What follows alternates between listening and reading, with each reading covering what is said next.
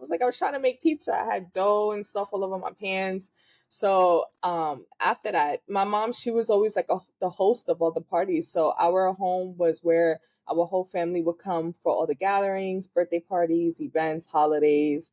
And it was her and my uncle who would do most of the cooking. So I would just go to the kitchen, ask what they were making, and ask if I could help. I made a few mistakes, but it was always fun to me. My uncle, he always had a passion for cooking, and he would be so excited about the things he would create, and I would just try it and it would taste good. So I think my love for cooking just grew naturally, and it grew with, them teaching me how to cook and seeing how it brings the family together, and it's delicious, and people come to our home because we're the hostess, and they take food to go. So I always just felt like it was something really special about it. And it allowed me to be creative.